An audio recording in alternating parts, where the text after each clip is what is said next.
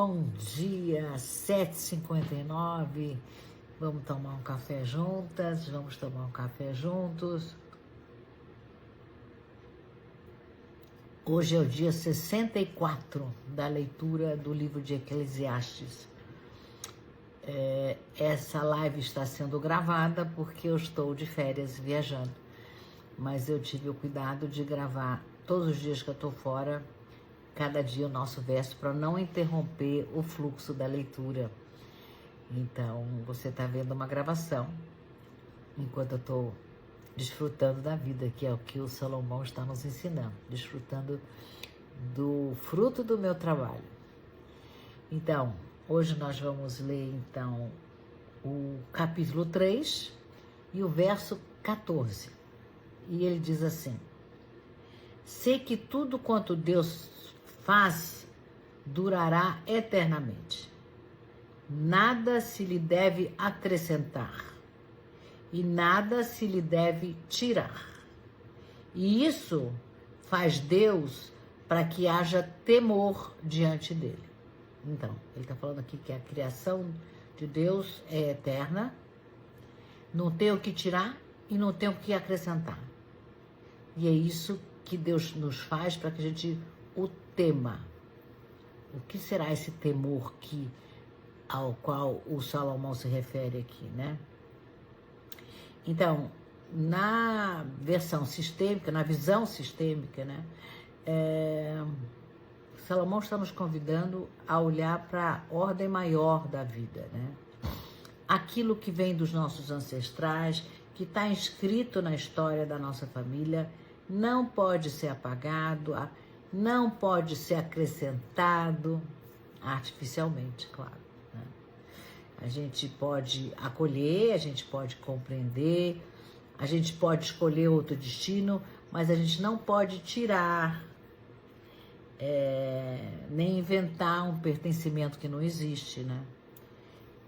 Porque tudo está dentro da ordem do sistema. É isso que Salomão está nos falando. Essa frase dele, e nada se deve acrescentar ou tirar, nos lembra o princípio da inclusão. Todos pertencem, tudo e todos pertencem, né?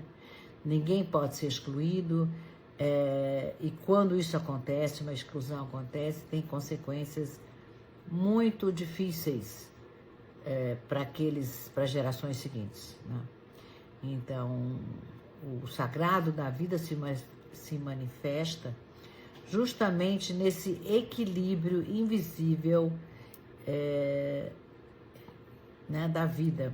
E atrás desse equilíbrio da vida tem um temor. O que seria esse temor? Uma reverência. Uma reverência. Não é medo, mas é respeito pela grandeza daquilo que está acima da gente. Above and beyond, está além de nós, né? Então, na perspectiva sistêmica, esse verso nos lembra que existem forças maiores do que aquilo que a gente quer. Eu posso querer muito, mentalizar muito determinada coisa. Imagina, um pensamento bem triste que me veio agora, mas imagina netos de nazistas. Eles querem apagar. Eu não quero nem saber que meu avô foi nazista. Não quero nem saber os horrores que meu avô ou bisavô cometeram, né? Mas não tem como não saber. Tá lá. Faz parte do seu sistema. E você pode escolher fazer diferente, né? Então, não é o nosso querer. Tem forças maiores atuando, né? Leis que não podem ser negociadas, não podem ser manipuladas, que são as leis do pertencimento, da ordem, do equilíbrio entre dar e receber. Essas leis não estão sujeitas ao nosso desejo, nosso capricho, né? São os pilares invisíveis que sustentam a vida. Quando alguém é excluído do sistema, por exemplo, a ordem natural vai encontrar um jeito de reintegrar aquela energia no sistema. Como? Através de sintomas, repetições, dores. Pior é que é na próxima geração. Então, esse neto que eu dei o exemplo, que ele é neto ou bisneto de um nazista, homem que cometeu atrocidades, não tem como apagar e não tem como excluir. Aquilo existiu, aquilo faz parte do sistema ao qual ele faz parte. Então não adianta dizer a história do patinho feio, né? Todo mundo é patinho, aí tem um cisne que está lá no meio. Não, agora eu vou virar patinho. Não consegue. Os patinhos são patinhos e os cisnes são cisnes. Mas aqui não dá para excluir essa pessoa tão horrorosa que faz parte do sistema desse neto, desse bisneto. Então, o que ele pode fazer? Ele pode incluir, dizer que realmente essa pessoa existiu, faz parte, um pedacinho daquela energia vive nele, mas, em homenagem a ele, eu escolho fazer diferente. Eu posso fazer diferente. E daí ele muda. Ele sai da lealdade. Ele não precisa repetir as atrocidades que foram cometidas pelo avô. Então, se a gente não faz isso, essa energia de infligir, é um corpo de dor, né, que se inflige em dor nos outros e quem está à nossa volta, ela vai durar eternamente. Então, é como se Salomão nos dissesse que o essencial do sistema é perpétuo. As ordens do sistema: pertencer, equilíbrio entre dar e receber, e todo mundo pertence. Então não adianta a gente tentar cortar, não adianta a gente trazer novos elementos para aliviar aquilo lá. A força do amor de verdade sempre retorna e exige o quê? O que é o temor que o Salomão está nos dizendo aqui? Exige reverência, reverenciar a origem da nossa vida. Então, isso é o temor a Deus, que não é medo, é reverência humilde diante de uma força que é maior que a gente, que nos ultrapassa. Nós somos um pedacinho do tecido inteiro. A gente não está vendo o tecido inteiro, a gente só vê o nosso pedacinho. Como se fosse um grande elefante e a gente ali, um ratinho ou um gatinho, perto desse grande elefante. A gente não vê o grande elefante, a gente vê a pata, se a gente conseguir ver a pata, pelo menos a gente vê algo ali na nossa frente. E Heráclito, o filósofo grego, ele diz assim: o caráter do homem é o seu destino. Depende do caráter do homem, esse é o destino de cada homem. Assim como o rio corre para o mar, ele pode correr rápido, ele pode correr lentamente, mas ele não se detém, ele flui o tempo inteiro em direção ao mar. Da mesma forma, o destino de cada um se impõe. E o nosso destino é fruto daquilo que foi tecido antes. Então, o nosso destino é fruto daquilo que foi tecido antes. É o que diz Heráclito. Spinoza olhava para a natureza e dizia que Deus é a natureza é Deus, né? Então, se a gente compreender a natureza, a gente compreende Deus e a gente aceita a necessidade. Então, a liberdade para Spinoza não é a gente fazer o que a gente quer, mas concordar com aquilo que é inevitável. Isso é liberdade. Concordar com aquilo que é inevitável. Então, assim como Deus faz, permanece e a gente reverencia com humildade.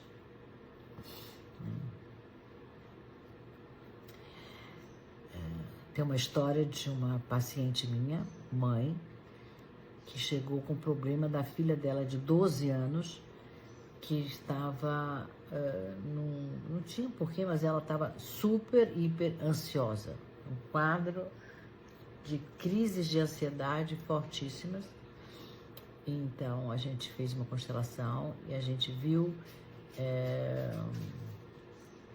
justamente isso, que ela tinha tido um tio-avô, não era nem avô dela direto, mas o irmão do avô, que tinha cometido atos de pura maldade, atrocidades, né?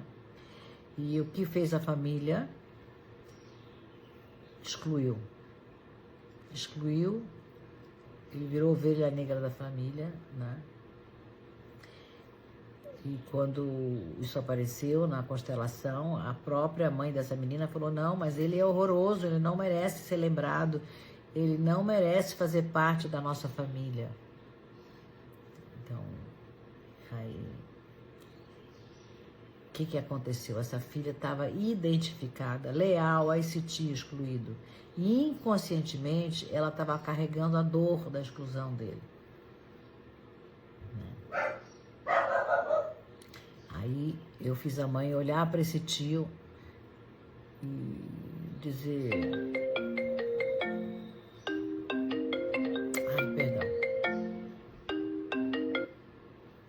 Perdão. E dizer que, apesar de tudo que tenha feito, ele fez o que fez, ele continua pertencendo à família. Então, sem julgamento. Você faz parte da família e você é responsável pelos seus atos. Os seus atos ficam com você, você é responsável pelos seus atos. Isso incrível como essa fala, que ela entregou para o tio a responsabilidade dos atos e integrou ele à família, a filha, a ansiedade, as crises de ansiedade da filha começaram a ceder. Então,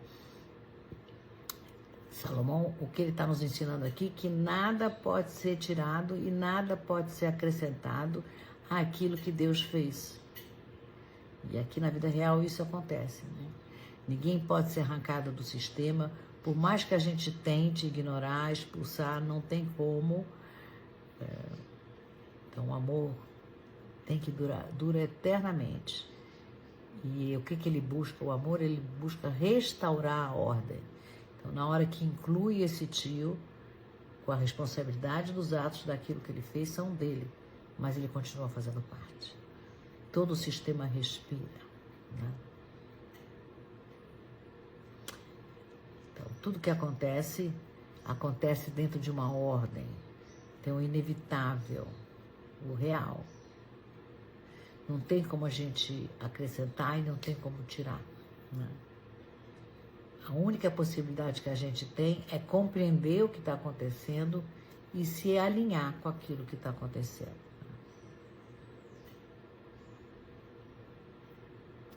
Então, Heráclito dizia que tem uma lei invisível que ele chamou de Logos, que governa o movimento eterno das coisas. E Confúcio, o velho Confúcio, diz que respeitar essa ordem é o fundamento da sabedoria. Uma pessoa sábia sabe que tem essa ordem e respeita essa ordem, pois só assim o ser humano vai encontrar a justa medida do mundo.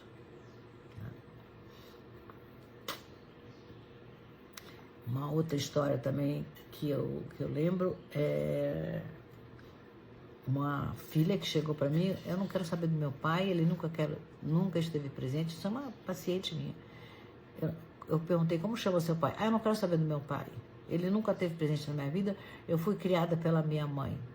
Sim, mas você foi criada pela sua mãe, mas você foi feita pelo seu pai, pela sua mãe, como chama seu pai? Então, foi duro ela se dar conta que ela tinha um pai e tinha uma mãe. E apesar dessa ausência desse pai, ela tinha um pai. Então, na origem, a gente colocou o pai e a mãe, a origem da vida dela. Foi ele que deu a vida a ela. Então, isso não pode ser apagado, não pode ser esquecido, né? Então, não é retirar o pai do sistema, mas olhar para esse pai com respeito. Ele, por os motivos dele, né? ele deu o que podia dar. E assim, quando ela olhou para esse pai como a origem da vida dela, ela pôde liberar o rancor que ela sentia, que não era só dela, era o rancor da mãe também, óbvio, né? Mas ela compreendeu que o essencial não podia ser tirado desse pai, que era o vínculo dela com a origem da vida dela. É isso aí. Tem exemplos mais. Tem um exemplo de filme, não sei se vocês viram, chama-se A Lista de Schindler, né? E o Oscar Schindler, que é o protagonista do filme, ele começa o filme como um oportunista. Nossa, agora tem a guerra, vou ganhar muito dinheiro, sabe assim, tenho pessoas trabalhando para mim sem eu ter que pagar, minha fábrica vai crescer, faço uniformes para o exército. E aí, em algum momento do filme, ele se dá conta do que está acontecendo com essas pessoas e ele começa a ajudar essas pessoas, esses judeus, a escaparem do nazismo. E aí ele faz uma lista das pessoas que ele fala, que ele vê os judeus sendo levados para os campos de concentração e ele começa a fazer uma lista de pessoas que ele diz, não, eu preciso deles na minha fábrica. Me cede essas pessoas para trabalharem na minha fábrica. E assim ele vai salvando essas pessoas de irem para o corredor da morte. Então, no final do filme,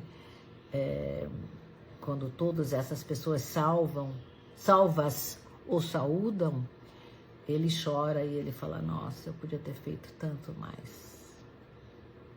É emocionante esse filme, eu conto e me emociono. Então,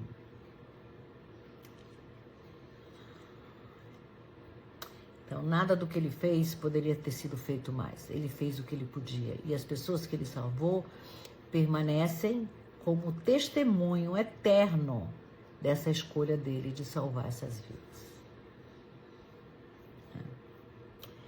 Então, as perguntas que a gente pode se fazer hoje tem algo na sua vida que você gostaria de apagar, mas que está lá no seu sistema para sempre? Será que tem algo que você diz, não, é melhor nem lembrar disso, é melhor apagar, isso não aconteceu no meu sistema? Ou que pessoas você está tentando acrescentar, trazer, sem respeitar a ordem natural? Não, quero incluir tal pessoa porque ela é importante, agora ela faz parte. Será? Né? Como seria olhar para a vida com reverência, sem tentar corrigir nada, só reconhecer o que já é? Como seria? São minhas perguntas para a gente se fazer hoje. Antes da gente ir para a meditação final, mais uma vez, eu lembro que essa live, que vocês já estão sabendo, está gravada. Você pode ter acesso a ela em seguida e você pode compartilhar o link da live com os seus amigos para que mais pessoas nos acompanhem nessa leitura do Rei Salomão. E também você pode fazer parte do grupo do WhatsApp, onde você recebe a transcrição da live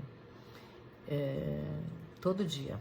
Então, para você fazer parte do grupo é muito simples. Tem um clipezinho aqui na minha bio, você clica nesse clips, vai abrir vários links. Um deles é Rei Salomão cá entre nós, o Rei Salomão trabalhando aqui com a gente, caminhando com a gente.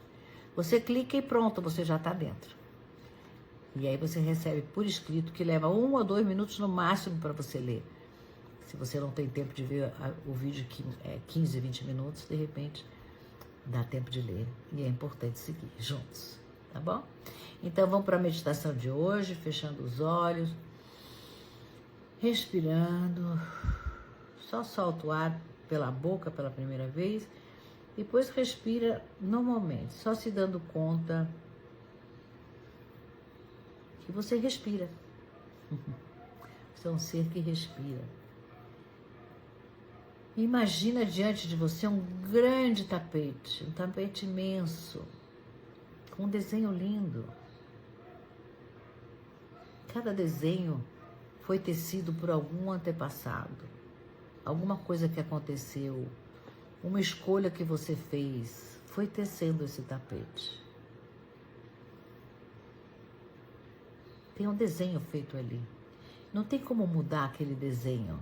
Se você puxar um fio querendo mudar o desenho, você desfaz todo o desenho, né? E também não dá para aumentar o desenho se não foi decorrente de um ato, né? De algo que aconteceu para se encaixar naquele padrão, né? Então, respira, diz em voz alta se você puder, senão você diz em silêncio no seu coração. Você diz assim: tudo que veio antes de mim permanece. Tudo que veio antes de mim permanece. Nada precisa ser tirado e nada precisa ser acrescentado. Nada precisa ser tirado e nada precisa ser acrescentado. E fechamos com a frase mais linda de todas, que é: eu recebo a vida como ela é. Eu recebo a vida como ela é. Se sinta sustentada por essa trama eterna. Você é um fio entre todos esses fios, mas você é única, você é único, você é necessária, você é necessário e você é pleno. Plena. É isso por hoje. Nos vemos amanhã. Tenham um lindo dia. Aproveitem, desfrutem. Até amanhã.